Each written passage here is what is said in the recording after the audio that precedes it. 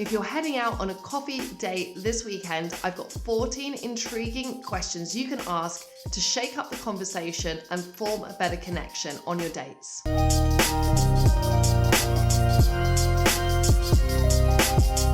What's your best thing you've done this summer? What's your favorite memory from this year? What's your favorite line in the movie? What's the best thing that happened to you this week? When we ask people to focus on their best or favorite things, it makes them think about a positive memory and it injects positivity into the conversation. Often conversations get stuck if we get trapped in the here and now, if you're asking someone about what job they do or how long they've worked there. Instead, create more freedom in the conversation by asking someone to talk about their past. This also often gives the other person the opportunity to be vulnerable and to paint a more complete picture of who they are. Motivations are a really powerful topic of conversation. That's because they give you an insight into what makes that person tick. When you ask this question, you're not going to get a rubbish answer to it. You're going to get a really emotionally invested response from the other person. This is great. It's going to give you loads of intel on who they are and allow them to feel more connected to you. If you're stuck on the topic of work, it's not going anywhere and it turns out they don't actually like their current job, let's pull the ripcord on this topic. A great substitute topic to talk about is someone's passion in life. You can even extend this further and say, look, if you could do absolutely any job or anything and there was no need to, study or change anything now, if you could do any job or anything with a click of your fingers, what would that thing be? Dates don't go so well when you get stuck in a very superficial level of conversation. Invite the other person to share something unexpected or to reveal something about themselves. This will help to build more emotional intimacy and will give you a better insight into who they are as a person. This is a great question to invite some tension and to make the topic a little bit sexier. Again, somebody could choose to respond to this in a way which is very low key. They can say, oh no, I'm a total rule follower. I do everything by the book. If so, you've got an insight into their character. If they respond, oh, I'm a rule breaker for sure, then you've successfully kickstarted a more flirtatious line of conversation. And let's face it, a date is a date. This isn't meant to necessarily all feel comfy and cozy. You've got to create opportunities to build the spark.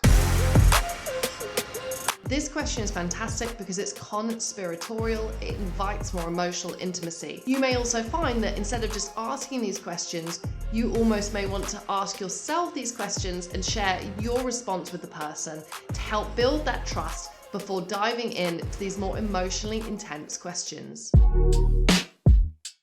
Talking about dates, relationships, dating apps, success, failure, all of this is actually really fascinating as a first date topic.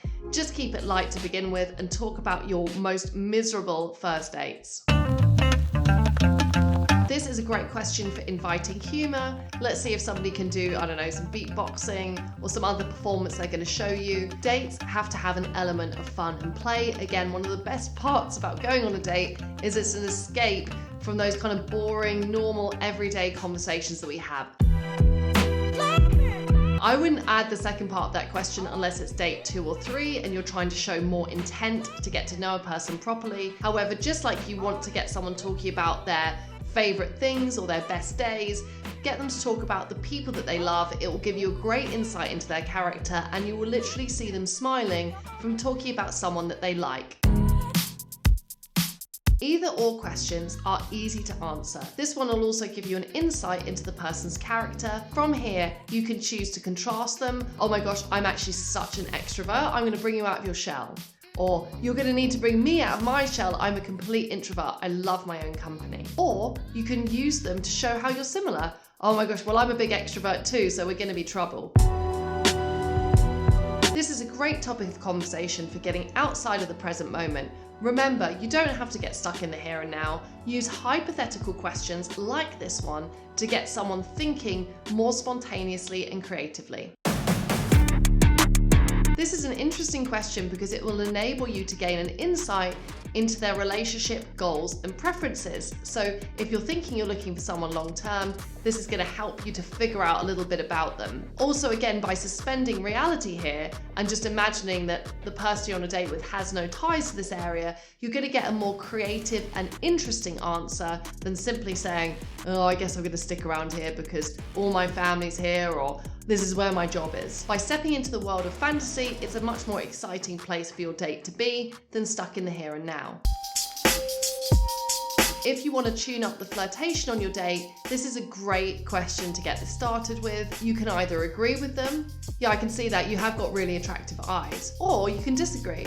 Yeah, I noticed your eyes, but actually I have to say there was something else that made me want to go on a date with you. Use this question to turn up the heat in the conversation. Now, great dates aren't all built around questions. You're also going to need to be interesting and share information about yourself. Check out the other videos on my channel to become a fantastic storyteller and conversationalist.